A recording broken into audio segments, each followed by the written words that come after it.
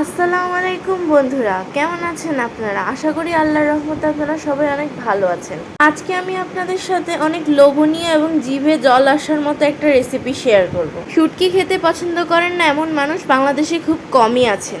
আজকে আমি কাঁঠাল বিচি, আলু ও ডাঁটা দিয়ে চাপা শুটকির চচ্চড়ি করব। এর জন্য প্রথমে একটা হাঁড়িতে তেল গরম করে নিতে হবে। আমাদের কিশোরগঞ্জের মানুষ নর্মালি তেল ছাড়া চাপা শুটকি রান্না করেন, কিন্তু আজকে আমি তেল দিয়ে চাপা শুটকি রান্না করব।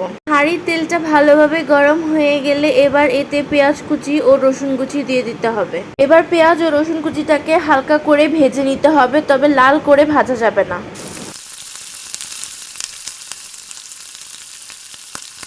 পেঁয়াজ ও রসুনটা হালকা ভাজা হয়ে গেলে এবার এতে চাপা শুটকিগুলো দিয়ে দিতে হবে। আমি এখানে 3টে বড় সাইজের বাঁশপাতা চাপা নিয়ে নিয়েছি, আপনারা চাইলে পুঁটি মাছের চাপাও নিতে পারেন। শুটকিগুলো পেঁয়াজ রসুনের সাথে হালকা করে ভেজে নিতে হবে, তবে বেশি ভাজা যাবে না। এবার এতে অল্প পরিমাণ পানি দিয়ে একটু নাড়িয়ে চাড়িয়ে নিতে হবে। একটু নাড়িয়ে চাড়িয়ে এবার এতে গুঁড়া মশলাগুলো দিয়ে দিতে হবে। শুটকি রান্না করার জন্য ধনে বা জিরে গুঁড়ো কোনোটাই ব্যবহার করার দরকার নেই। এখানে শুধু 1 চামচ হলুদ গুঁড়া, 1.5 চামচ মরিচ গুঁড়া ও স্বাদমতো লবণ নিয়ে নিয়েছি আমি। এবার মশলাটাকে কিছু সময় ধরে ভালোভাবে কষিয়ে নিতে হবে।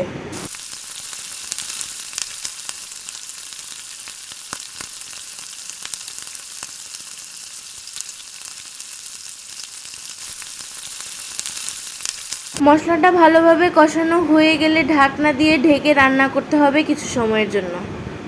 এবার ঢাকনা তুলে আবার কিছুক্ষণ নাড়িয়ে চাড়িয়ে ধুয়ে সিদ্ধ করে রাখা ডাঁটা, আলু ও কাঁঠাল বিচিগুলো দিয়ে দিতে হবে। ডাঁটা, কাঁঠাল বিচি ও আলু রান্নার আগে সিদ্ধ করে নিলে এর যে কষ্ট থাকে সেটা চলে যায়।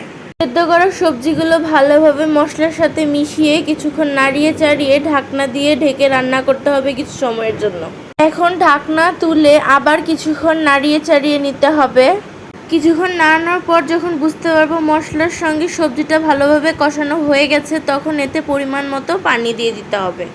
আমি যেহেতু চাপা শুটকির চচ্চড়ি রান্না করব, তাই এখানে পানির পরিমাণ বেশি দেওয়া যাবে না। চাপা শুটকির এই চচ্চড়িটা একটু মাখো মাখো টাইপের হবে। পানি দেওয়ার পর একটু নাড়িয়ে চাড়িয়ে এতে ঝাল ঝাল একটা স্মেল আনার জন্য কয়েকটা কাঁচামরিচের ফালি দিয়ে দিতে হবে। শুটকির তরকারি একটু ঝাল ঝাল না হলে খেতে ভালো লাগবে না, আর আমি ঝাল খেতে একটু বেশি পছন্দ করি, তাই কাঁচামরিচ একটু বেশি দিয়েছি। এবার ঢাকনা দিয়ে ঢেকে 15 থেকে 20 মিনিটের জন্য রান্না করতে হবে এবং মাঝে মাঝে ঢাকনা তুলে একটু নাড়িয়ে চাড়িয়ে দিতে হবে, যাতে পুড়ে না যায় বা নিচে লেগে না যায়। ফাইনালি তৈরি হয়ে গেল কাঁঠাল বিচি, আলু ও ডাঁটা দিয়ে চাপা শুটকির চচ্চড়ি। আপনারা দেখতেই পাচ্ছেন বন্ধুরা, রান্নাটা ঠিক কতটা সুন্দর হয়েছে দেখতে। শুটকির এরকম একটা আইটেম সামনে থাকলে কার ভাত খেতে ইচ্ছে করবে না বলুন তো বন্ধুরা? এই ভিডিওটা আপনারা যারা আমার ফেসবুক পেজ থেকে দেখছেন তারা আমাকে ফলো করবেন, আর যারা আমার ইউটিউব চ্যানেল থেকে দেখছেন তারা লাইক, কমেন্ট, শেয়ার এবং সাবস্ক্রাইব করবেন বন্ধুরা। আজকের জন্য এখানেই বিদায় নিচ্ছি, আবার দেখা হবে বন্ধুরা। আল্লাহ হাফেজ।